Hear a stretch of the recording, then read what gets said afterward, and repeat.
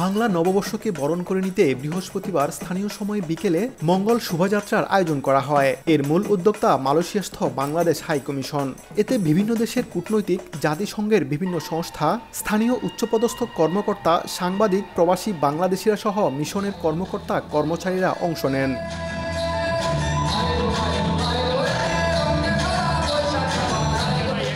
শোভাযাত্রা শেষে দেশটিতে নিযুক্ত বাংলাদেশের রাষ্ট্রদূত শামীম আহসান আমন্ত্রিত অতিথিদের বাংলা নববর্ষের শুভেচ্ছা জানান। বিদেশি অতিথিদের কাছে বাংলাদেশের ইতিহাস ঐতিহ্য তুলে ধরেন। বাংলাদেশের ইতিহাস ঐতিহ্য, বিশেষ করে পহেলা বৈশাখটিকে আমরা তুলে ধরেছি। আমাদের মঙ্গল শোভাযাত্রায় 150 বিদেশি অতিথি প্রবাসী বাংলাদেশিদের সাথে অংশগ্রহণ করেছেন এবং তারা বাংলাদেশের সংস্কৃতি এবং ঐতিহ্য সম্পর্কে সরাসরি জানার সুযোগ পেয়েছেন।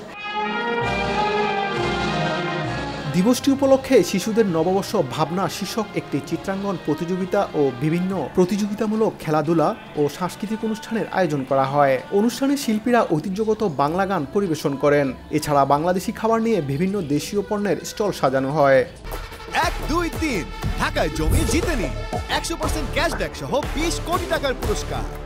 সবচেয়ে বেশি ভালো লাগছে আমাদের এই কৃষ্টি আর কালচার, এটা আজকে বিদেশিদের কাছে প্রমোট হচ্ছে। অনেক দিন পরে এরকম আনন্দদায়ক একটা প্রোগ্রামে গান গাইতে পেরে আমি খুবই খুশি। আজকের অনুষ্ঠানটার পর অনেক দিন পর ফিল হচ্ছে যে না, মালয়েশিয়ায় নেই, বাংলাদেশে আছে। এখানে এসে দেশি খাবার, দেশি গান, দেশি সংস্কৃতি এই নিয়ে আসলে আমি খুবই উদযাপন করছি। আমরা চাই বাংলাদেশ হাই কমিশন এই ধরনের উদ্যোগ আরও গ্রহণ করুক।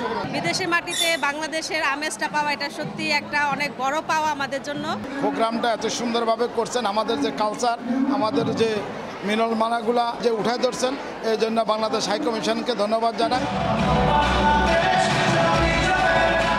বৈচিত্র্যময় পোশাক ও বিচিত্র রঙের সমাহারে ভিন্ন আমেজ সৃষ্টি হয় পুরো আয়োজন জুড়ে। মোহাম্মদ আব্দুল কাদের, সময় সংবাদ, কুয়ালালামপুর, মালয়েশিয়া।